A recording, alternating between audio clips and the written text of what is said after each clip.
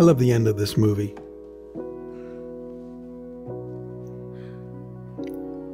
It's the last moment of the film that changed my entire reading of it, actually. And this is a hard film to like at times.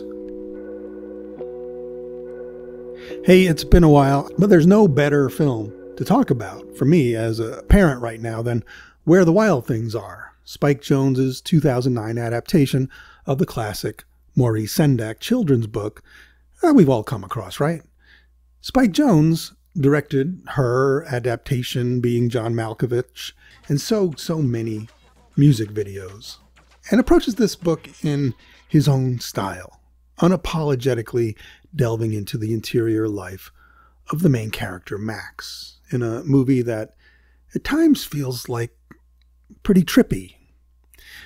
Interpret that word however you want, but the film really plays like and evokes what it feels like to navigate the world, which for a kid like Max is still new and weird and at times unreliable and shocking and scary as a kid on an emotional level and possibly during a sugar rush at certain moments.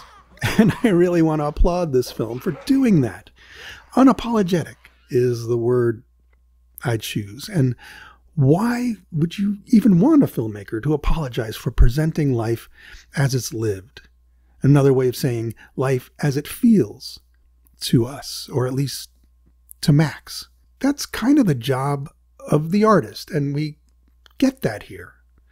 Another filmmaker would have maybe fleshed out the story, padded it with lots of subplots and maybe some artificial mission or deadline or challenge that Max has to overcome. Added some ticking clock to give the film more structure or urgency. But that's how adults live. That's how we teach ourselves to grow up and live life on its schedule, on its terms. This movie is very much about living life very honestly as a kid. Perhaps even during some of Max's last moments as a kid, truly as a kid. And that's what is happening, for my money anyway, in these last few moments of the film, during a very silent, shapeless reconciliation between Max and his mom, as she's falling asleep at the table after Max runs away and finally comes home. She's not invoking her position or authority or even logic. It's indeed very primal, doing only what any parent really does, from, the insects up to the mammals, making sure her child has food, making him feel safe as he grows. Max just thrashed the place and scared away her new boyfriend, played by Mark Ruffalo, and thrashed his way through the town. Immense growing pains. We're reminded that growing up is insanely difficult. It makes insane monsters of us all at times, wild things. And we forget that once we survive it. We don't forget, actually. We purposely excise it because we could never face adult life with a straight face if we held on to it. Who could hold a job like Max's mother must here, preparing her report for Mr. Johnson or somebody, knowing what a child knows about how just limiting an emotional life, interior life, we've restricted ourselves to in order to maintain our adult society. A society that we all need, don't get me wrong, but it's also somewhat unnatural. It's a construct. It keeps us safe as we move out of a life where our parents do that for us. But it's a hard fit. It's a hard sell, especially in those early years. And that's what this movie reminds us. The wild things are our untamed emotions and egos and fledgling attempts at identity. They barely work together and they barely accomplish or build much of any value, so much as they then destroy it anyway. We as adults come from a place of constant synthesis and free association as children, occasionally latching on to an idea that we maybe can get a little comfort from for a while before we need to tear it down again, when it doesn't fit into the world we're being pushed into. And our parents support us while we're inventing ourselves, essentially.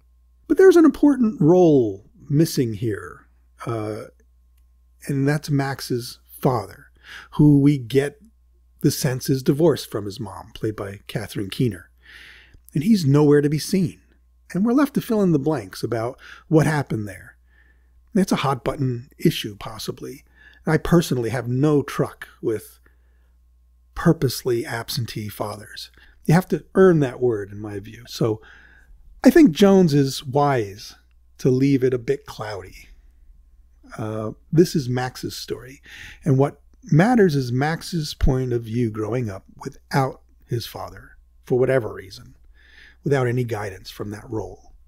Now, there's a convenient gift from Max's dad in the film, a globe in his room with an engraving from his missing dad that says, "Max, you are the owner of this world." And honestly, I felt that, at first anyway, this was the weakest narrative insertion into the film. I do understand we need to bridge that gap and see Max misses his dad in some way. But even the wording smacks of that hollow, rugged individualism fantasy of the absentee father. You're the king, you're prime. Everything else exists in your wake. Quite like the child's life Max is growing out of, ironically, but which so many just don't. It's counter to healthy adult relationships, and if he didn't have that attitude, he'd still be in his son's life.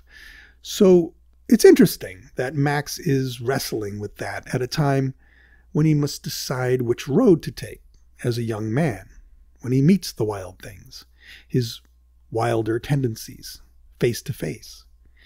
They are trying every which way to build something, to build a society of sorts between themselves, a way for everyone to mesh and work in some kind of messy harmony. But they can't quite figure it out, like a child looking at the grown-up world from the outside. And their destructive instinct always gets the better of them. Hey, what happened to our houses? Oh, they fell down. Ugh. And then it's back to square one. Max comes along with an idea to build a fort to look like his dad's globe, and it also becomes important for the Wild Things to have a king in Max.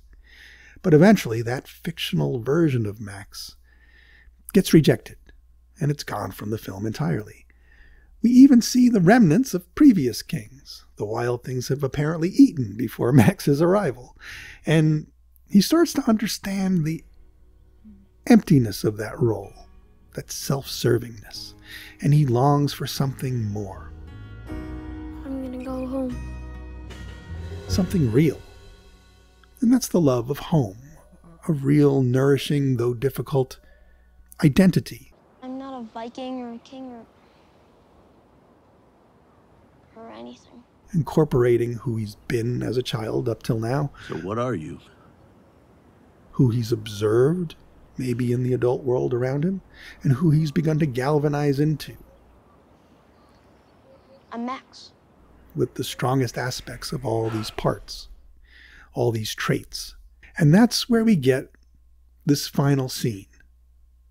Max's mom, working so hard, giving up so much, falling asleep into her own passing dreams maybe while Max watches, and seems to understand and appreciate his growing, widening adult perspective on life, a more unselfish point of view of someone else, maybe for the first meaningful time in his young life. It's a beautiful, understated moment, and one that maybe left a lot of moviegoers cold when it came out, I guess.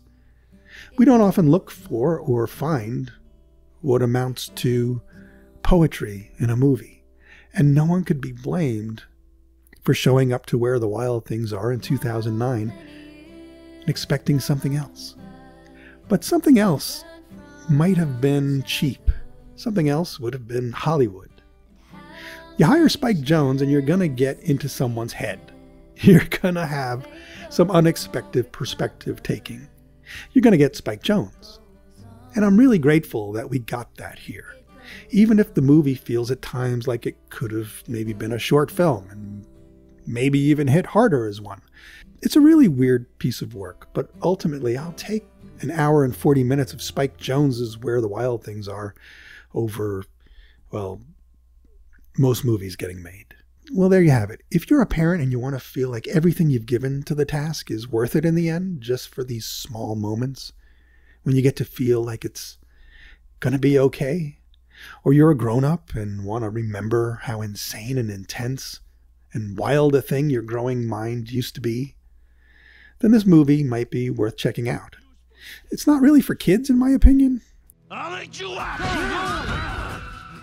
I know opinions are mixed on that, but it's most definitely for grown-ups concerned with their kids, or just with that kid still quivering somewhere inside their own hearts. But that's also in keeping with some of the objections people have had to the book over the years. Just even more so here. But part of the reason this film exists is to remind us that our kids don't need more nightmare fuel from us in their childhoods. The grown-up world will give them plenty. Okay, that's my lean take on Where the Wild Things Are. Thanks for joining me. Subscribe if you like. I'll really appreciate it. And I'll see you next time.